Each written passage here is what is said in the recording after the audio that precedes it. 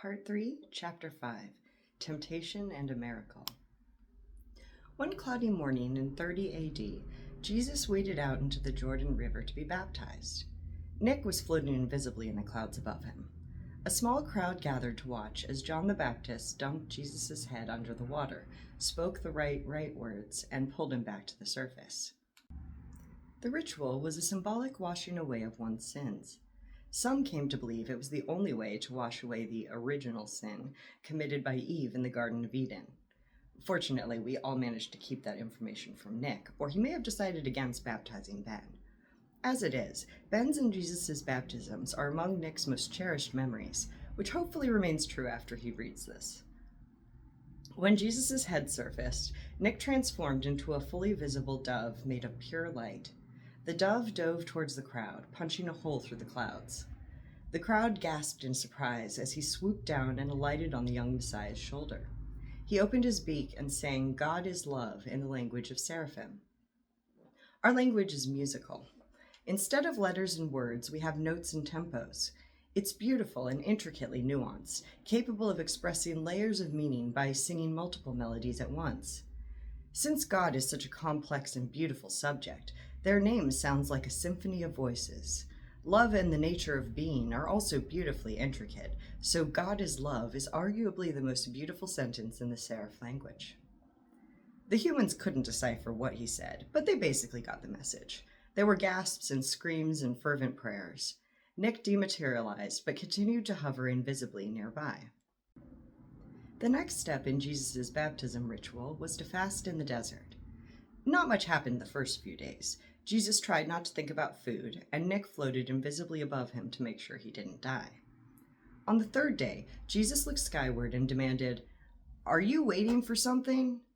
Nick's heart melted. He'd only known one other human who could recognize the presence of an invisible celestial. He appeared to Jesus and floated down to ground level. His t-shirt said, "This is a test." "What sort of test?" Jesus asked nervously. "You'll do great," the devil assured him. "Although you're looking a little wobbly. Do you want me to turn those rocks into bread for you before we get started?" The Messiah scoffed. "And ruin my fasting? Nice try." "No, that wasn't..." "Never mind," Nick said. "Let's jump right in then." Nick teleported them to the roof of the temple in Jerusalem. By then, Jesus had teleported so many times it was almost mundane, so when he gasped, it was at the beauty of the sunset-lit city sprawled out before them. "Jump," Nick instructed simply. Jesus' brow furrowed in consternation and confusion. You have to understand, he hadn't eaten in a very long time, so his brain wasn't quite working right. He swayed slightly, and Nick resisted the impulse to hold him steady. "Why?" Jesus asked finally. "To see if God will catch you." Nick smiled as though it were obvious. We shouldn't test God like that," Jesus replied. "Why not?" the archangel prompted. "Because it's the same as questioning God's plan," Jesus expanded. "God knows what's best, and usually what's best for us is consistency. God would almost always want me to fall." As if on cue, Jesus lost his footing and tumbled off the roof. Nick swooped down and caught him before he fell more than a few feet. "You're totally right, but I bet God actually wants an exception this time. You can assume I'm wrong about that if I disappear in a beam of light and you never see me again." "Huh?" Nick flew them up past the roof, past the clouds. They could see many kingdoms dotting the landscape below. Everything looked minuscule. "What do you think?" Nick asked him. "They can see so little from down there," Jesus replied. "I could put you in charge of them," he suggested. "They gotta listen to you if you're their king." Jesus considered it, but shook his head. If God wanted the message delivered by a king, he would have chosen a king to deliver it. "Excellent," smiled Nick with genuine pride. He teleported them back to where they'd started, setting the young Messiah on his feet. "Great job, Jesus. I'm not here to judge, but I bet you passed with flying colors." "Jesus?" Jesus lost consciousness. He was extremely underfed and underwatered, and the excitement of the day didn't help matters. Nick caught him just before his head hit the ground. Then Nick pulled a vial from his pocket dimension and poured the contents into the unconscious Messiah's mouth. This had two main purposes. It healed and nourished him enough so he could make it back to civilization, and it granted him some healing powers, courtesy of Raphael. Centuries later, Nick would use the same potion to survive the blade of Michael's flaming sword. A few months later, Jesus went to a wedding in Cana where he knew very few people, so found it very boring. At the reception, he privately raised a cup of wine, threw a glance skyward, and thought, "Cheers, Nick." Nick felt the gentle tug of a prayer and stopped short in the middle of a hallway in hell. The Minotaur behind him wasn't paying attention and walked right into him. "Sorry, sir," the Minotaur rumbled, walking away briskly as if he could avoid being recognized. "No problem," Nick replied absently. The devil didn't receive prayers very often, hence his surprise. He wasn't assigned to work with Jesus that night, nor was he forbidden from doing so. He was fairly certain he could just write Messiah duty on his entrance application forms and get through the portal without questions, which would infuriate Michael. That alone was worth the trip. Nick teleported to the Room of Worlds, filled out the stacks of paperwork, stepped through the portal, and teleported to a celebration tucked under a starry Canaan night. Jesus was so surprised to see him, he spit out wine in a wide spray. Fortunately, Nick hadn't taken on a physical presence yet, so it literally went right through him. He was also only visible and audible to Jesus, so none of the other humans saw what caused such a comical reaction. Nick nodded his head towards the exit, and Jesus followed him out into the darkness. "What brings you here?" Jesus asked when they were out of earshot of the party. "You invited me," Nick replied defensively. Jesus marveled, then caught him in a surprise bear hug, which Nick barely solidified in time to receive. "I'm so glad you came." The Archangel grinned. "Yeah, me too." "I wasn't sure till now," Jesus said. "About what?" "If you were really my friend as well as my mentor," Jesus replied as though it were obvious. "Oh," said Nick, gingerly gauging how that friendship would settle on his wounded heart. Then he shook the worries from his head, grinned at the young Messiah, and said, "Well, it took you long enough to catch on. Let's go drink and celebrate love."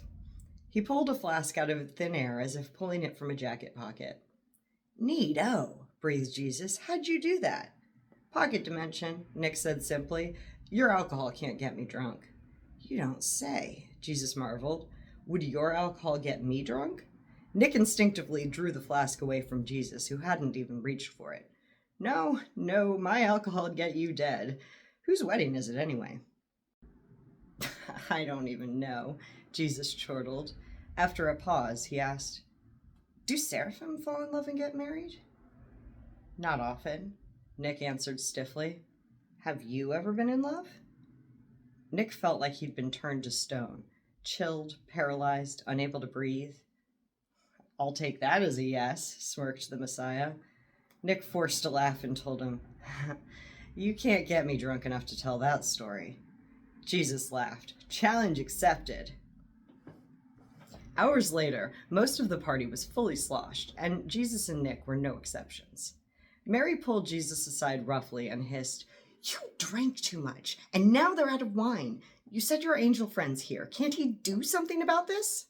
Shh, Mom, shh," Jesus replied. This is not the right time for that." Mary gave him that mom look, and he mumbled, "I'll ask." Jesus wavered into a hidden alcove, caught Nick's eye, nodded him over, and explained the situation. "Pfft," Nick jeered. "Stupid first miracle. Veto. But Jesus, seriously, I got a serious question for you. Not a work question, but a serious friend question just between us guys. How did you know I was in the desert with you? Remember, you got baptized and went to the desert, and I was invisible, and you looked at me like you knew I was there. How?" Jesus shrugged. "Practice? On lesson days, I felt like I was being watched for a few minutes before you showed up. I figured out you were invisible and started trying to find you before you appeared." "That's how she did it," Nick exclaimed. "Of course! Gabriel must have observed her before lessoning her and accidentally taught her to notice invisible celestials. Thanks, Jesus. That's been bugging me for millennia." "What are you talking about?" asked the Messiah. "I only got about half of that." "That makes two of us," laughed Nick, who had perception skipped over a fair bit of it. The devil took another swig out of his flask and came to a decision. "Screw it. If you want to do it, let's do it. Let's do the wine thing. Give me some of those jugs full of water. I can do it from air, but it's more harder than I'm willing." You know what I'm saying. Too much concentration in with air. Jesus directed some servants to fill the jugs with water and drag them to the alcove where Nick was. The archangel closed his eyes and focused the molecules into different configurations, attracting new atoms where necessary. He opened his eyes and winked at the Messiah. When the servants brought some of the jug's contents to the man running the feast, he chastised the groom. "Everyone knows you're supposed to serve the good wine first." The servants turned wide-eyed towards Jesus, who put a hushing finger to his lips. Nick stumbled over laughing. "Water into wine at a wedding. So stupid."